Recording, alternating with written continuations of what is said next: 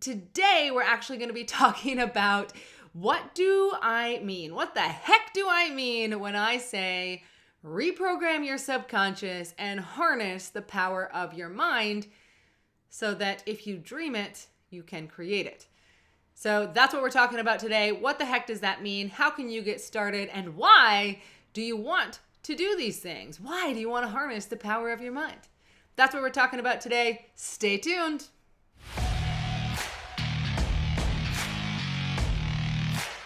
Hi, I'm Candace James. If you're ready to transform your life, to live with purpose, to experience more joy, to follow your dreams, and finally do what you've been waiting for someday or one day to do, then you're in the right place.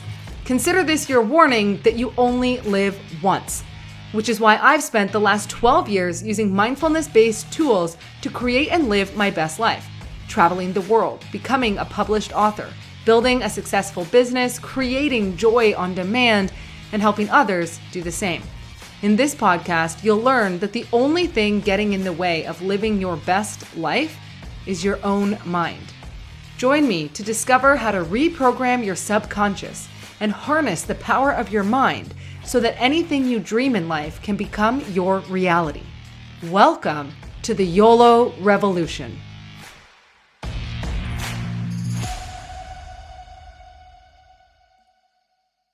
Hello, and welcome back to the YOLO Revolution podcast with your host, myself, Candace James. Like I said, today we are talking about what does it actually mean to harness the power of your mind. And this is a very exciting topic for me because this is my jam. I can talk about this stuff for hours and hours on end. I will not talk about it for hours today specifically, but I am going to give you guys a really good idea of what does it mean to harness the power of your mind. I keep talking about reprogram your subconscious and harness the power of your mind. So let's go back to reprogram your subconscious. Your subconscious mind, as many of you may know and some of you may not, is the part of your mind that is working all the time. Whether you're actively thinking about something, actively doing something, or you're sleeping. Your subconscious mind is, I like to pretend it's like right here. That's where I like to feel it in my head. Your subconscious mind is in the background, constantly helping you through life. Your subconscious mind also has attached itself to a lot of ideas and beliefs about yourself in the world, how the world works, and how that works together. Now, the unfortunate part about that is that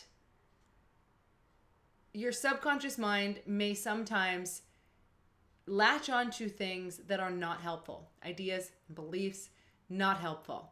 And that are actually moving you away from where you want to be in life instead of towards where you want to be in life. And so that's why we reprogram that subconscious mind. We say, not today, subconscious mind.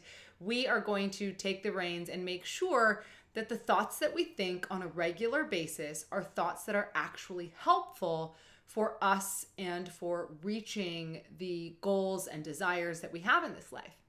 So that's part A. Part B is harnessing the power of the mind. For those of you that are listening to this on audio, I am dancing. Very strangely, might I add. Anyways, the harnessing the power of the mind. What the heck does that mean? It means that the mind is a wildly powerful place. And if we're not careful, the mind will use us instead of us using the mind.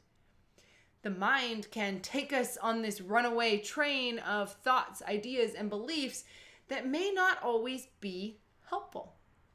Our mind is a powerful tool to brainstorm, to create new ideas, I'm sitting here giving this podcast, this talk right now because my brain is allowing me to do so. Our mind is creating powerful thoughts and ideas that I use to help myself get through life, and I use in my coaching clients and programs to help them get through life. But, when the thought pops up that says, you're not good enough, Everyone's going to laugh at you. You're never going to make it. Those are unhelpful ideas, thoughts, and beliefs.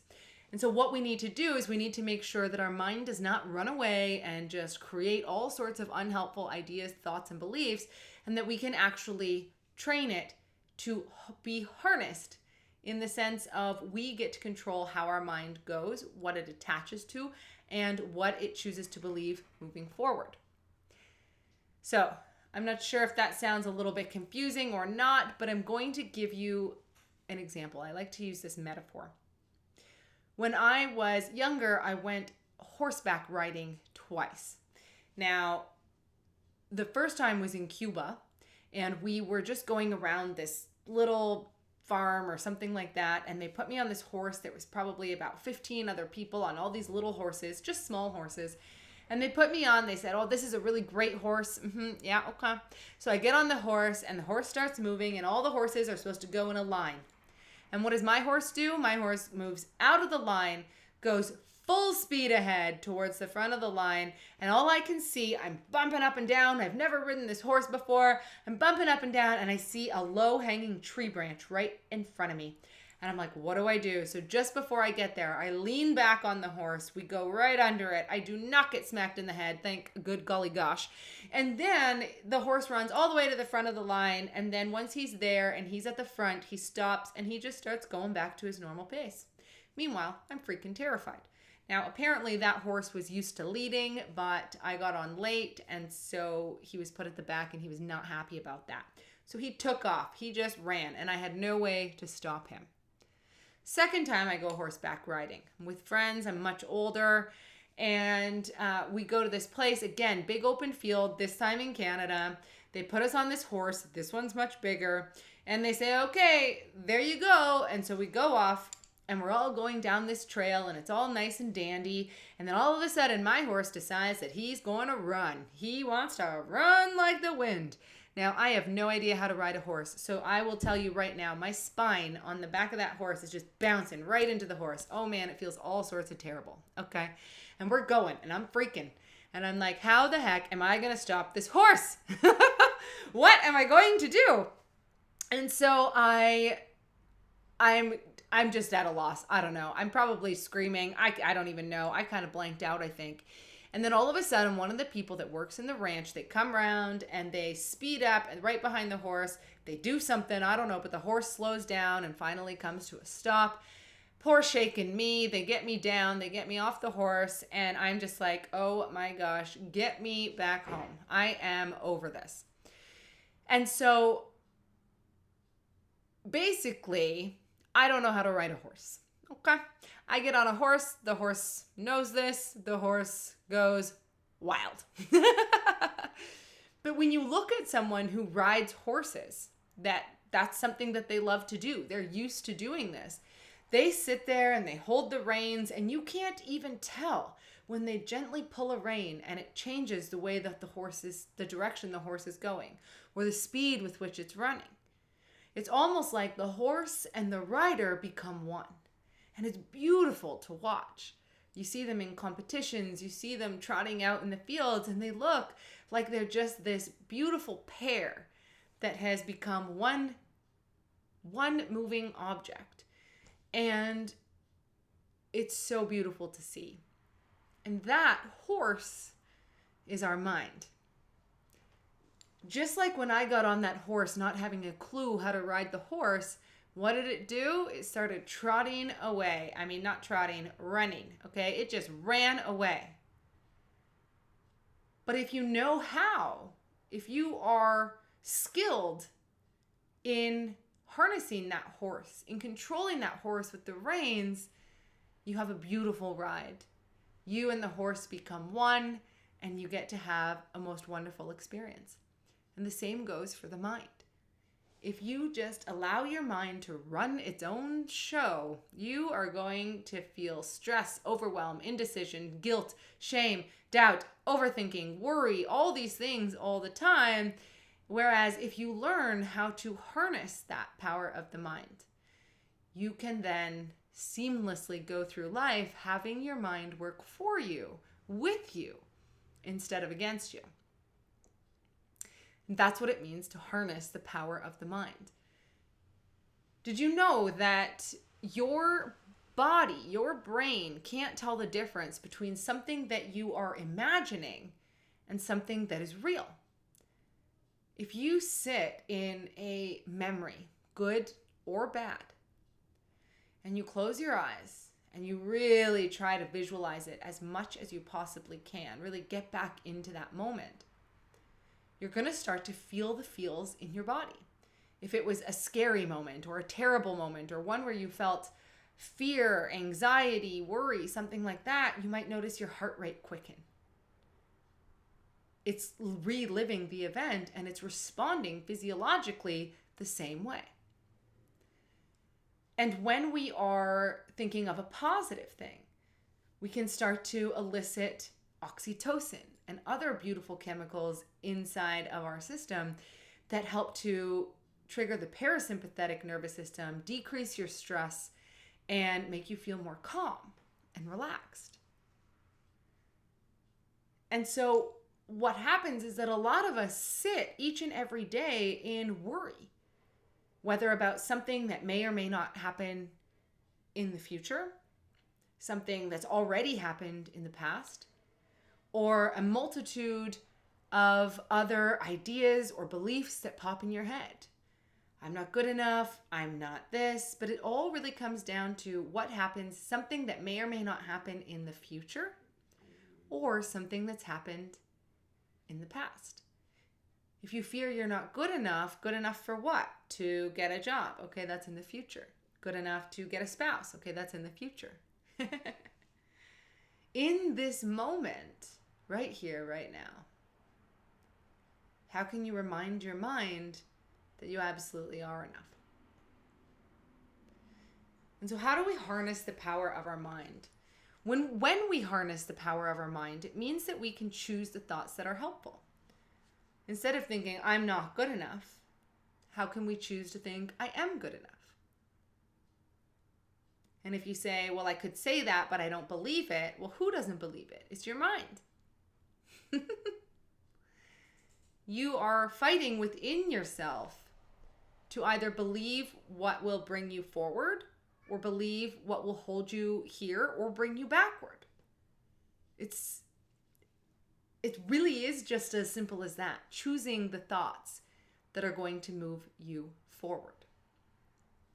And I say simple, but it's not easy. And so how do we do that? We first must become aware of our thoughts. What are the thoughts that we are thinking each and every day?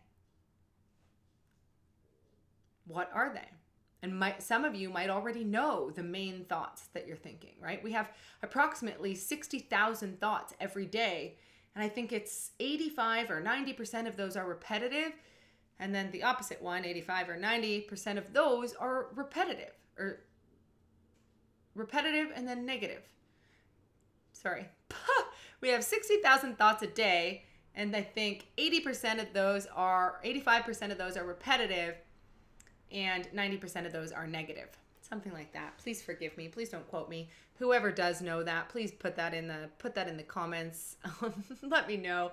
Reach out to me on a DM at CandiceJames.kj. Remind me of the statistics. I have them in a presentation I did not too long ago, but I always mess up the percentages.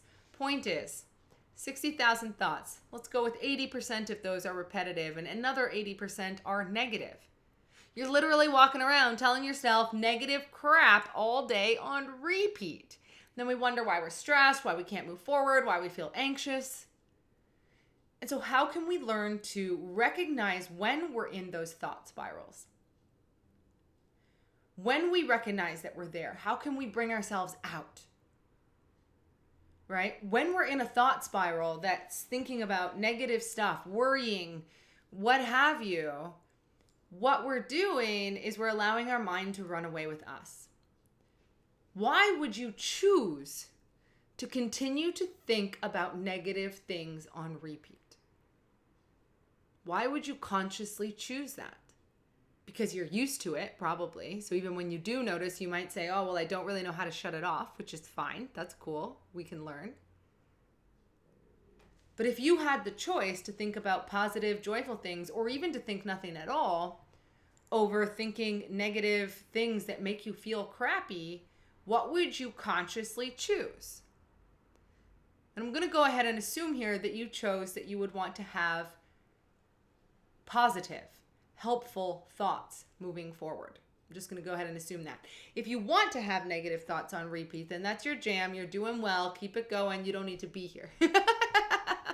But I can guarantee that you are not going to live the best version of your life if you do continue to think those negative thoughts on repeat. There's just absolutely no way that that's going to be a reality for you. Your best life comes when you have a peaceful mind. When you can be put in front of a difficult or negative situation and still come out feeling positive and ready to go. You will live your best life when you are able to see the thoughts come in, allow them to be there, watch them leave again, and choose what thoughts you're going to continue with moving forward. Because each and every thought we have a choice. Do we want to accept it as truth and move forward with that? Or do we want to choose something else that works more in our favor? And now this is not to say that, you're never going to think about negative things, or you're never going to problem solve or think about ways to get through life. You absolutely are. But there's a difference between constructive thinking, logic, problem solving. How am I going to get myself out of this situation? What can I do, right? Here's this negative thing that's happening in my life. And how can I get myself out of this situation and move myself forward in a most positive way? So that's one way to look at your negative situation. And then there's another way, which is just like, this situation sucks. Why me? This sucks. I don't like it. It shouldn't be this way. Oh my God. Replay it in my mind. Replay it in my mind. Replay it in my mind. Oh, I'm so sad and I'm so depressed. And I'm kind of making a joke about it here because obviously we don't want to choose the second one, but that is what comes most naturally to our brain. Our brain is hardwired to look for the negative in an effort to try to keep us safe, to try to keep away from the negative. When we were many years ago living in times where maybe we would get attacked by a saber-toothed tiger or something like that, our brain was always searching for negative things. And by negative, I mean danger. But now we live in a world of fear. Not as much danger. Fear is an emotion based on a belief or an idea that something in the future could potentially harm you. So it's an emotion based on a belief or an idea that something could potentially maybe hurt you. And as we know, an idea or a belief is only true if you make it true. And so basically, fear is an emotion based on something that's not real, but just a creation of your mind. And yet you sit and you stay stuck in life because of this imagined thing. Danger, on the other hand, is when imminent danger is coming. You are on a train track and there is a train coming full speed ahead and you are standing on the tracks and your shoelace is caught. That is danger, okay? And as I explain inside my book, Get Out of Your Head and Into Your Life, when you are in real danger, very imminent, real danger, you have very little time to think about fearful thoughts. I'll say that again. When you are in true danger, you don't even have time to feel fear or think fearful thoughts. When you are actually in danger, your mind and body are working seamlessly together to ensure that you are going to make it out alive as best they possibly can. And they're not sitting there thinking about fear. They're making plans. It's being logical. It's like, okay, we got to get this done, right? When I was in Thailand, I was riding my motorbike and I was at an intersection. And at the intersection, I stopped, and then there was this truck, and it was turning, or no, it was going to go straight. So I started going, and at the last minute, it decided to turn, and so I ended up going, I was like about to go right into the side of this truck. And all I remember is seeing the side of the truck, being like, oh. And then the next thing I know is that I was standing next to the truck. My bike was under the truck, and I was just standing there staring at the truck like, what in the heck just happened? I have no idea how I did that. The front wheel of my bike was wedged underneath one of the truck wheels, but there I was just standing there staring at the truck, and the guy gets out of the truck, and he's like, oh my gosh, are you okay? Like, this was crazy. I'm so sorry. And really, really kind, and he gets my bike up for me, and he's like, I'm so, like, he was so apologetic, and we checked out my bike. My bike was fine. I said, no, I'm good. I'm just going to go on my way. And I got on the bike and I started driving, and I was about, I don't know, maybe 15 seconds maximum away from there. And all of a sudden, my body just started shaking, and I started crying, and I started thinking, I could have died. That was terrifying. Oh my gosh, like, what would have happened if this? Could you imagine if I was now in the hospital? What would my parents think? Oh my God, they'd be so sad. Like, all of a sudden, all these thoughts started flooding. Now, I was scared. But during actual danger, I didn't have time to be scared. I had to deal with it. I had to save my life. And so we often confuse fear and danger. Most of what we're scared of in this life is actually not dangerous at all. It might make you sad or something, but we can overcome that. And right, sadness and suffering and all these things that happen in our life are all created within the mind as well. And so when we can learn to really, truly harness the power of our mind, really get in touch with what we're thinking, how we're thinking, what is actually going on up there, and get out of those thoughts, we can bring ourselves into our bodies. How are we actually feeling? What is this trying to tell us? Is there a message? What would I like to choose instead? What would make me feel better? And we can start to choose different things. The majority of the thoughts that we think are not really all that important. We're just going about our day, doing stuff, and all of a sudden this thought pops in about how we should have done this, we could have said that, blah, blah, blah. What if this happens? What if that happens?